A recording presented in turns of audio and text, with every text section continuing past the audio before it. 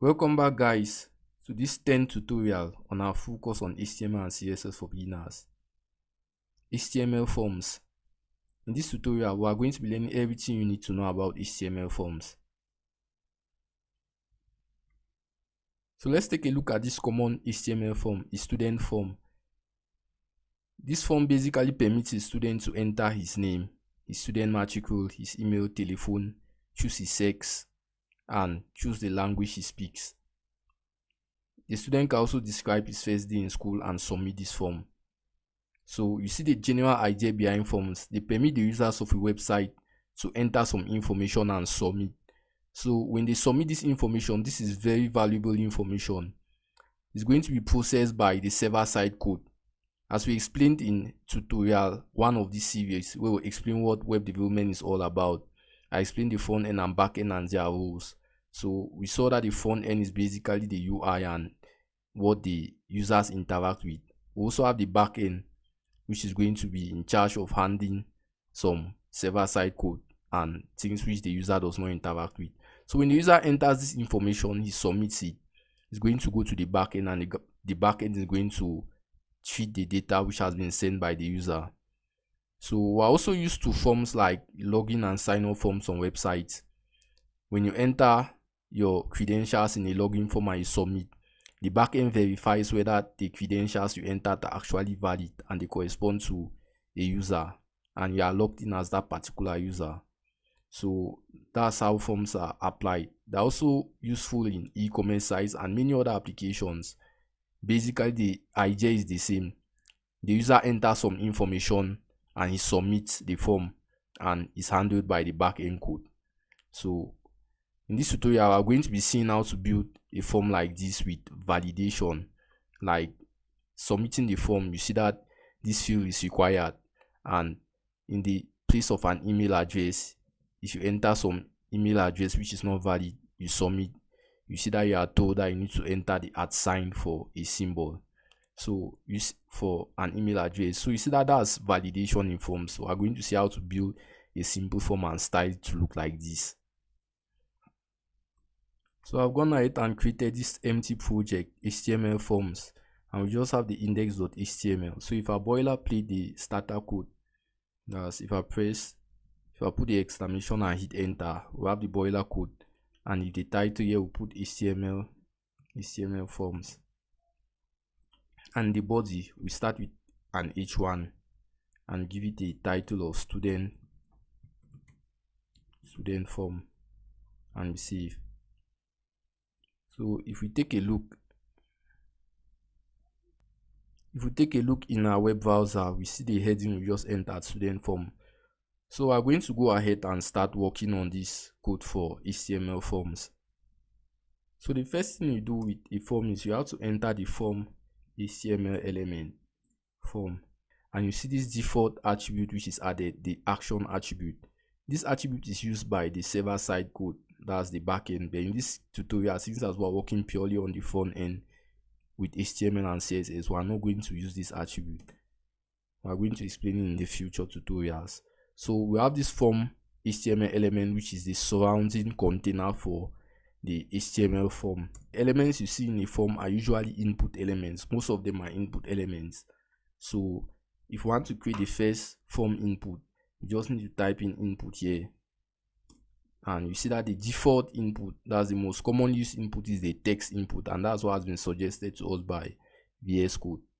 You see that the input is a self-closing tag, it just has the opening tag, and we have the input. And if we save now and we take a look in our browser, you see that we have this text input where we can enter text. So the only issue here is the user has no indication as to what he has to enter in this input. So we are going to go ahead and give this text input a label to indicate to the user that this is an input field where maybe he has to input a name. So if we go back to our code, and before this we enter name to let the user know that he has to enter his name here, and we save. So we see now that we have the name in front of it, and the user knows that he can enter his name into this input. So there are also many other inputs, like if you go back to, let's say maybe you ask the user for his email. So this can be another input element, and the type in this case is going to be email instead of text. And if we save now and we go to the browser, we see that we have the next input email, and the user knows that he has to enter an email here. So the only issue you notice is that the code is not well formatted. And what you can do to separate things and also make the different form inputs here to go to new lines is to come and wrap each of these inputs into paragraphs, this new form input. So the name and the input, we can cut this and put into a paragraph. Cut that and put into a paragraph. And we're going to do the same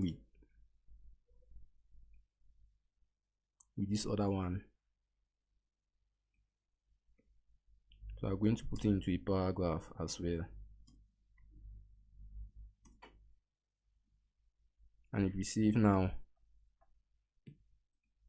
you notice that the name is on one line with its text input and the email is on another line with its own input. So this is an email input, meaning that the only way this is going to be valid on submission is the user has to enter the @ symbol in the input. So these different inputs are very important because on mobile devices, if the user touches this email input to start entering an email address, a different kind of keyboard is going to pop up with the @ symbol automatically to facilitate the user's entering of an email address. So let's go ahead, and usually all forms are going to have a submit button, and the submit button is an input as well with the type of submit. And if I save, now have a submit button. So if the user enters an email address which is not valid and tries to submit, you now notice that he's asked to enter the @ symbol for this to be an email address. So you put this let's see, at gmail.com. now see now that we can now submit because this email was valid. So that's what we are going to be seeing, that these different forms have form validation, which is a feature in HTML5. So emails are going to accept only emails. There's a similar form input which is the number input. So if we create another paragraph here and we say enter your number, let's say telephone number, and here also is another input, but this time around is number, and we save. We come back to the browser, we see that we have now another input here, telephone, and here we can enter all the numbers. If you try to enter alphanumeric characters, alphabetical characters, it's not going to go. You can enter all the numbers into this input, and it's because we precised that the type here is number, so we can enter all the numbers into it. There are more input types like date and time. Let's see, if you call this one date, you call this one time. Here we give it a type of date, and here we give it a type of time, and save. Come back to your browser, you notice that this input now has the date picker, permits you to select a particular date. So that's cool, that's a nice feature. And if you come to this other input, it has a time picker, so you can select a particular time of the day, say 9:53 a.m. So you see that that's now another feature, because you precise the type here to be date and time. You have the possibility of picking a particular date and a particular time of the day. You also have other simpler inputs, like if I duplicate this line down, and we have now, let's call this one color. Let's just call it color. There's the color input, so you can pick a particular color with this color input. You also have the tel input to pick a telephone number. We saw number here for telephone, but there's still a tel input, which is a particular telephone number input, which is tel. And we have other inputs like the password input. Password. password input. This one is going to mask the characters you type in so that someone standing beside you cannot see your password. You have the password input. You also have the range input. So if you put here range, the range of numbers, then let's call it range input. Then we have the file input to pick a particular file. So we have file, and we are going to put file. If we save now, come to the browser. So you see that this is the telephone input. Also permits you to enter numbers. It's actually, this one is for telephone numbers. The password input, if you enter alphanumeric characters, you see that they are masked with these dots so that someone standing by you cannot see your password. You also have the range input, permits you to select a particular range of numbers, select values in a particular range, and they have attributes you can add to them like min and max. You have the file input. This one permits you to select a particular file from your file system. So if you click, maybe choose a file, you see that you can go to your file system and pick a particular file. And the submit button, as you saw, which is an input as well. So these are the basic form inputs, and these ones are just the simplest inputs, one-line inputs, and you get a fully functional input which you can use in your web forms. So the other kind of inputs we are going to look at is the radio input, radio buttons. So for radio buttons, you can select only one of a radio button, and the common example is the sex of a human being. You can either be male or female, but that's the general, the norm. Either you're a male or a female, let's just consider so in this case, let's say we are going to create a paragraph to hold that input, and we are going to say sex. Then after sex, we are going to have now the input here. So we are going to have two inputs. We are going to have the input. Let's create the first input, and we are going to give you a type of radio. In this case, we are going to create a second input and give it a type of radio for the two inputs. So this one, we are going to give it a type of radio as well. So we have two radio inputs, and these radio inputs are just going to be circular dots. If I save now and go to our browser, you see that we just have two circular dots, but we want to give them labels so that the user knows what these radio inputs are for. So we are going to give a label after this one of male, and we'll give a label after this one of female, and we save. So now after these inputs, we see we have male, meaning that if the user clicks here, means he's choosing his sex to be male, and if he clicks on this other one, he's choosing his sex to be female. So the way we hook this up so that the browser knows what is what is by using the attribute, the name attribute. So we are going to give this one, we are going to give both of them the same names. So we are going to give this one a name of, let's just call it sex.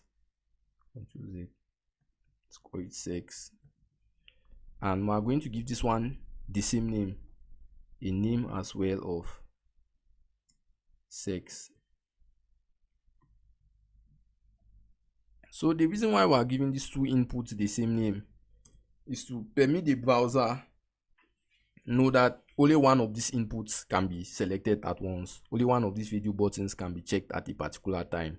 So if I do it now in that way, and we head back to our browser, you see that if I select male, male is selected, but if I select female, it's going to unselect male and only female selected. If I click back on male, it unselects female and chooses male to be the sex. So that's the use of giving these two radio buttons the same name. If I change this one and give it a different name, let's just say another random name, any other thing, and if I save, you are going to notice now that if I come to the browser, I can select these two radio buttons separately, and that's not how we want things to behave. We want a radio button, only one of the two to be selected. That's how radio buttons generally function, and the way to achieve that is to give them the same name. If you give them the same name, then you can select only one at once. You get that behavior of selecting only one at once. So that's radio buttons in action. The next thing we are going to be seeing is drop downs. So let's look at checkboxes instead first of all. So checkboxes So we are going to give a paragraph as well. Start with the paragraph to separate things out. And let's say these checkboxes want to be the languages a particular person can speak. So if we say languages you speak. So let's give a B arrow tag so that after these things go to a new line. We are going to have an input here, and the type is going to be checkbox.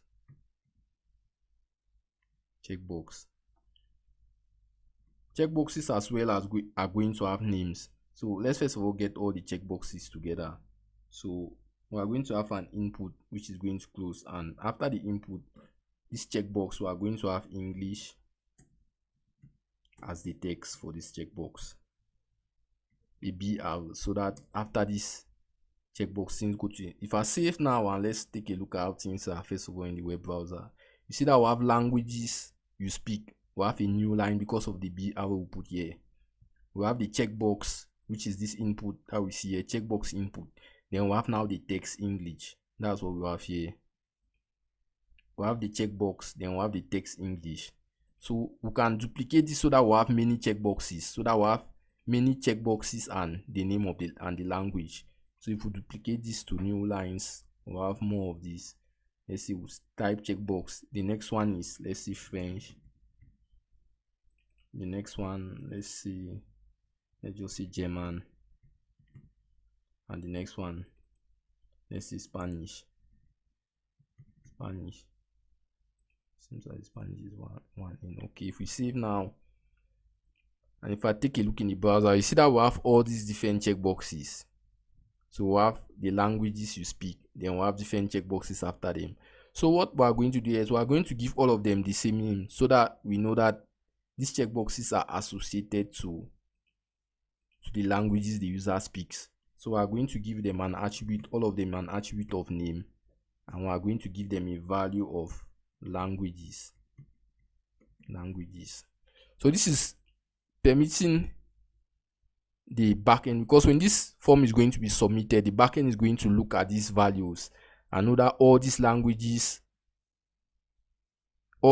languages because of the name attribute. All of these are languages because of this name attribute. So if we save now and we take a look in the browser, you see that we have these languages, and the user can select more than one language. He can speak more than one language, so he can select and unselect the languages he wants to unselect. So that's how checkboxes work. Unlike video buttons, which you can select only one video button at a time, for checkboxes you can select multiple checkboxes. So the next form field we are going to be looking at is the drop down. So with the drop down, you can have many options and you can select only one of those options, but it helps you reduce space on the screen. Unlike video buttons, the drop downs, you have to drop the drop down before you can select one of the options. So let's go ahead and see how drop downs are. So we are going to start with the paragraph as well to separate this form input from the others, and we are going to say this drop down should contain the first programming language the user learned. So we are going to say the first language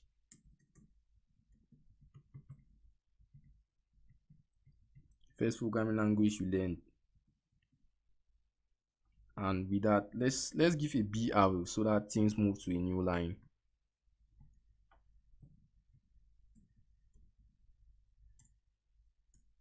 So afterwards, so the drop down goes into a select. So that's the HTML element you use to when you want to put in drop down elements. And the same as the checkbox and the video buttons, you are going to give the drop down a name as well so that the backend knows what the drop down is all about. So we are going to give it a name of first programming language. The ID is not needed in this case. We can take away this ID attribute. So in the select, we are going to put now the different options which are going to be in our drop down. So we are going to use the option HTML element, and the value is the value the backend is going to get for this particular option. So let's first of all give the text which is going to show C. So we are going to give it this first programming language is C, and the backend is going to receive C as the option, as the value for C. The next one which we are going to send is Java, and the value the backend is going to receive is going to be Java for this particular option if this particular option is selected. The next programming language, let's choose Python, and the backend should receive Python as the value if the user selects this other option. And let's give known as a programming language. So if the user didn't learn any first programming language, this actually is first programming language, he's going to select known, and the backend is going to receive a value of known if the user selected known. So if we save this now and we take a look in our browser, so now we just have the drop down we created, and the default value here is C because it's the first element in our drop down. So we have these different options, and their labels are in capital: Java, Python, known. So if you come back to the browser, you see that you have C, Java, Python, and known, and these are the values we have inside our options. What we have here in values are actually the values that are going to be submitted to the backend. So if the user selects Python here, for example, Python, this is the value which is going to be submitted to the backend, and the user selects Java, is Java which is going to be sent to the backend. So take note that these values here are important for those working on the backend, so you can precise them. The next HTML form we are going to be looking at, form element we are going to be looking at, is the text area. And unlike the text input we just saw, the text area provides wider space for you to enter much content. So we're going to start. Give a paragraph as well to separate the element from others, and the label which we are going to give to that paragraph is, let's just say, describe your first day at school. Then let's put a B out to separate this text from the text area itself, and the element we are going to be using is the text area element. So the text area element, the name is what you are going to submit to the backend as well. So you can say first day description, so that when this information is sent to the backend, this is the name which is going to be associated to it. We also have this ID attribute. For the moment, it's not necessary, you can take it out. Then the columns and the rows attribute, we are going to see it in action. So if I save, take a look at the browser, you see that we now have this text area here, and this is the description we give to it, the label: describe your first day at school. So the user can type in much content now into this text area. And what you notice now is this column and row attributes, the column is horizontal. So if we increase this one to 50, for example, let's say 60, see that it's going to increase horizontally. See that the text area has increased horizontally. And if we increase the rows, it's going to increase vertically. If we increase it to, like, let's say 30, and see that it's going to increase vertically. So that's the difference between these two. I'm going to leave it the way it was initially 10, and I'll leave 60. So if we save now, we see that it has the shape. So that's the text area in action, permitting users to enter much content. Use the text area. So with that, I believe I've covered, we can say, about 90% or 100% of the most commonly used form inputs and form elements. You can find an extensive list of them on Google, and if you are interested, you can. That's for any form element you are interested in, you can always Google it and you get information about it. But in this tutorial, I went through an extensive list of them and the most commonly used form elements. So now what I'm going to do is I'm going to be stripping out some of these form elements, and I'm just going to leave a few of them on the web page, and I'm going to style it to look a lot better. I'm going to create a form around at the center, give it a background color, and we're going to make the form to look a lot better. So if you remember, here we are creating a student form, so we are going to take away some of the things which are not actually necessary, and we are going to leave some others. So let's take away Here, let's give this one, let's instead name this one student matricule, which is a number. So let's take away date, time, color, del, password, range, and file. Let's strip away these ones for the moment. I've already explained them. And let's say here is the video button. Yeah, sex days, sex. Afterwards, we are going to give a B arrow to move it to the next line. Then after this input, we have the name. We're also going to give another B arrow here so that it moves the next video button to the other line. B arrow. The languages you speak, it's okay. First programming language you learned and describe your first day at school. So I think things are looking better now. Yeah, so let's see this paragraph. Okay, after this, let's give a B arrow as well to move the input to a new line. So that after this, we get a B arrow here. So that after the name, the input is on another line. We'll do the same thing here. B arrow. I'm going to put a line break here so that this input is on a different line. What I'm going to do is similar thing here. I'm going to put a break after the label for the input so that the input is on a new line. Yeah, and if I save now, take a look in the browser, you see that you have the name, you have the input on a new line, email input on a new line, matricule, and the input on a new line. So after every label for a particular form element, you have the values now on a different line. As the actual input itself is on a different line, from the label. And I think it looks a lot better in this way. So what I wanted to also talk about form validation. Like for example, presently if we submit the form, if we click on the submit button, see that it actually submits the form and it refreshes the page.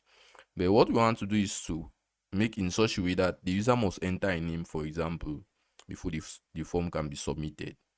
So to achieve that, you need to come to the form input for the name.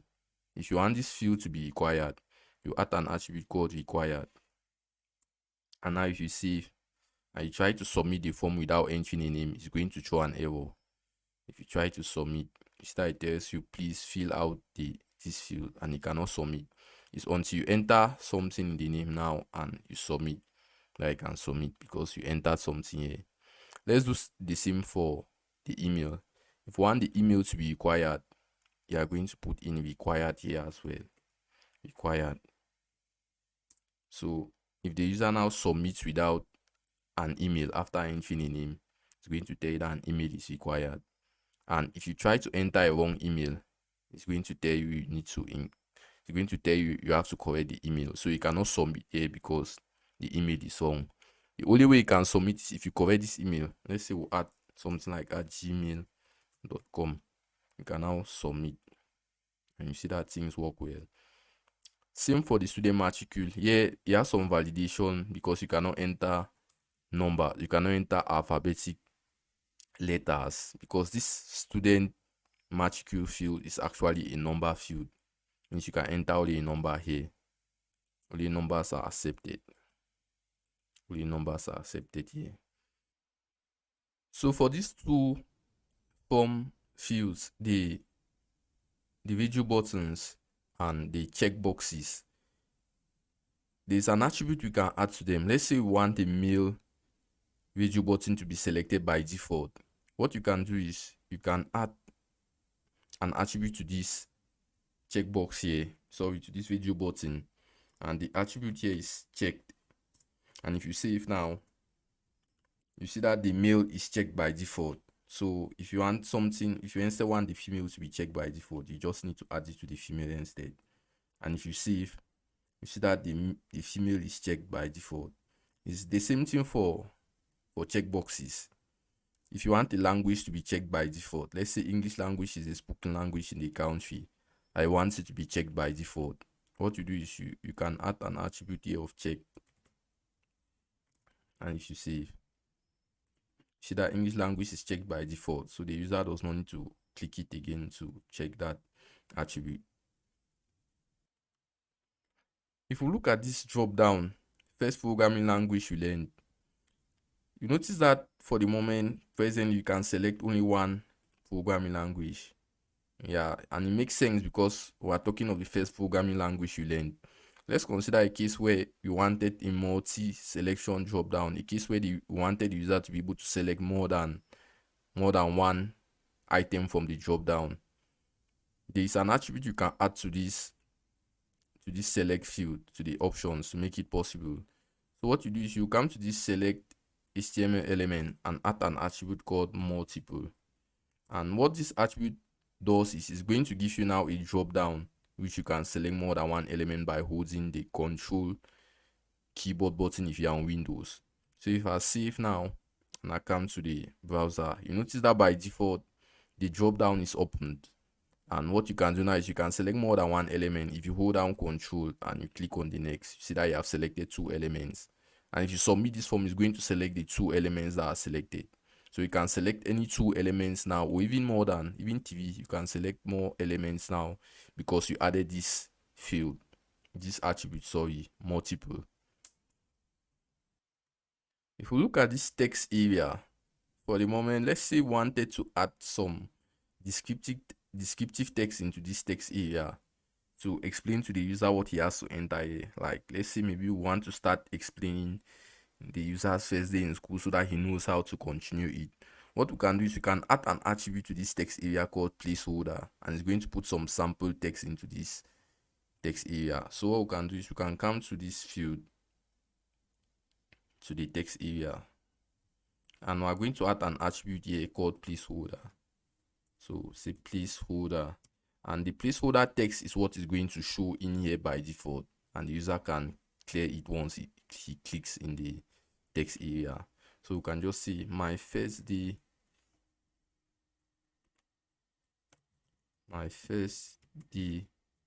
in school dot dot dot. And if we save now and we head back to the browser, you see that we have this sample placeholder text, and once the user clicks in here, the placeholder text is not going to obstruct his typing of any text. So the placeholder text just shows when it's blank to indicate to the user what he has to type in there. This placeholder attribute is also very useful for other fields. Like for example, let's see for the email field, we want a placeholder text that is going to explain to the users how an email should look like. What you do is you are going to come to email. Here we have matricule and email. So what you are going to do is you come to this input and you put the placeholder attribute, and you give the value. Let's say we want the user to see something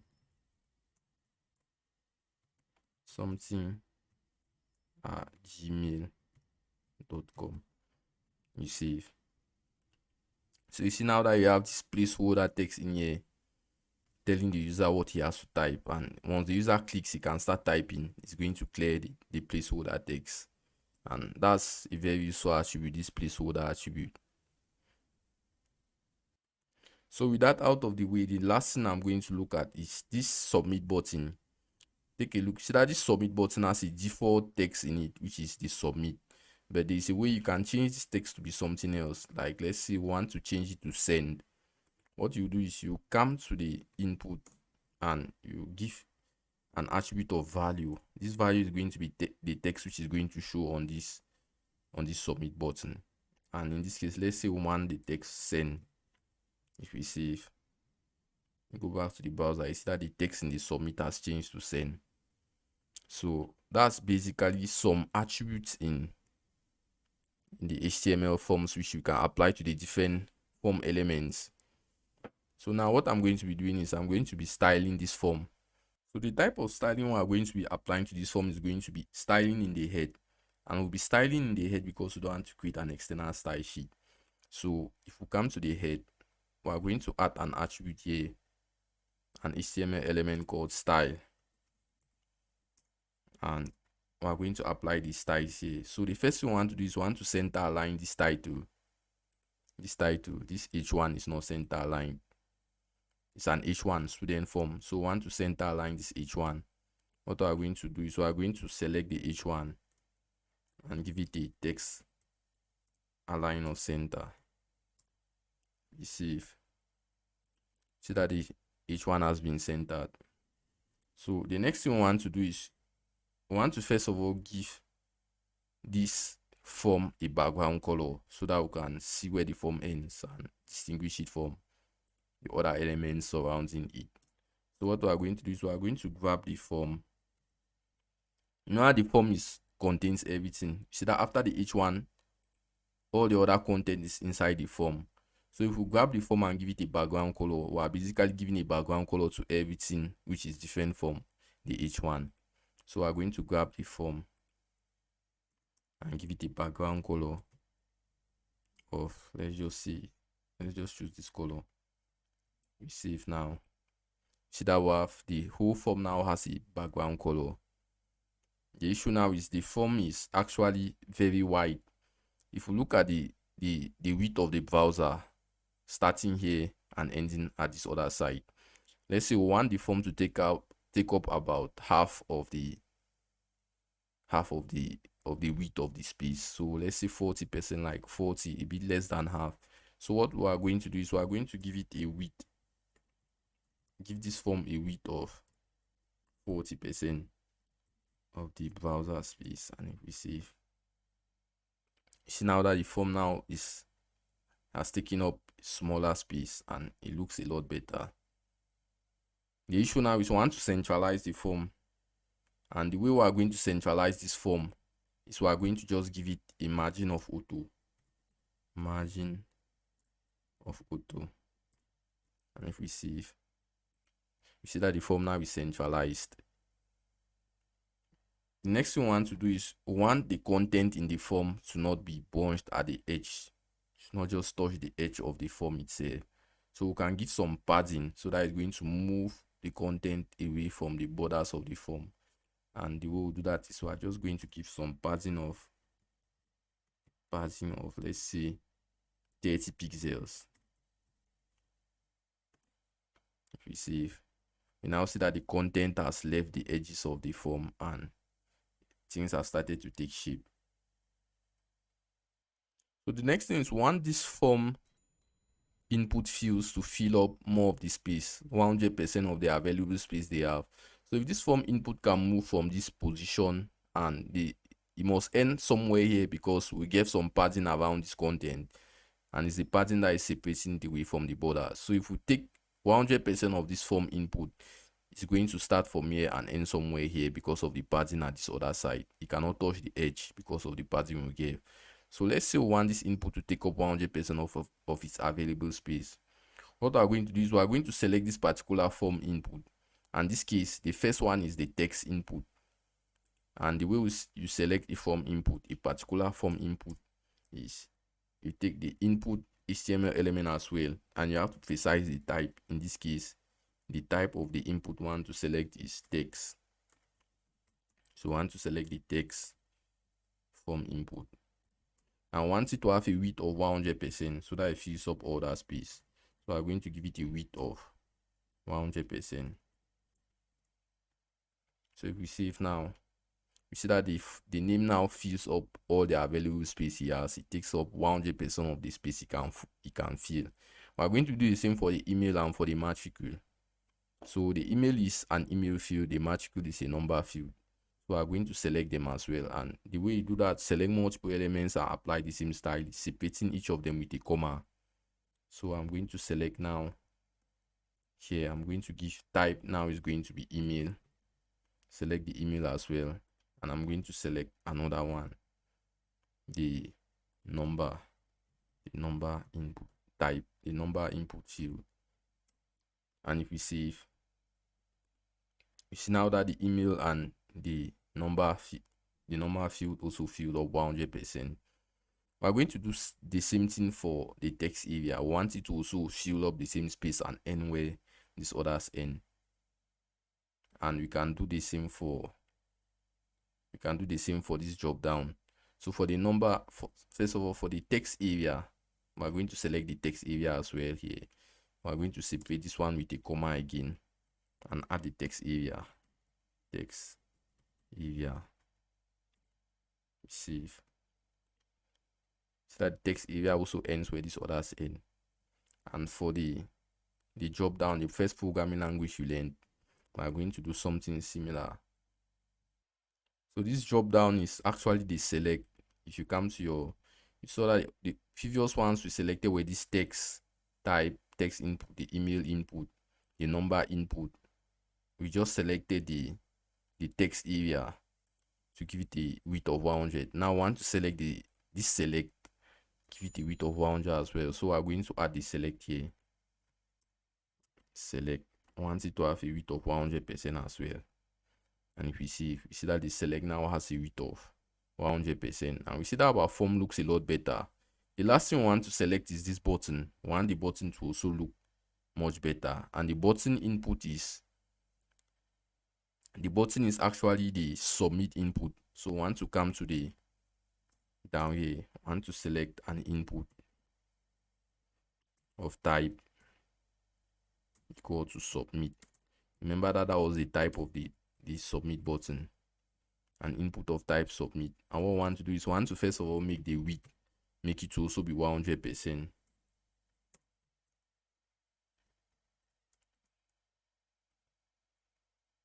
So if you see that the send button now fills up all the space, but we want the send button to be larger than the other buttons. So we want to give it a height. We want to make it look to be higher. We are going to give it a height.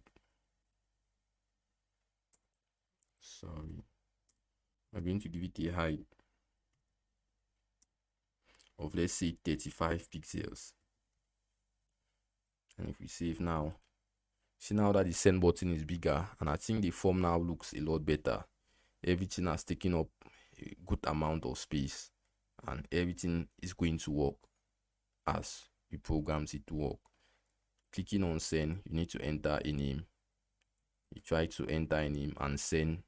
You need to enter an email and a valid email. If you enter a wrong email and send, you need to correct the email, gmail.com.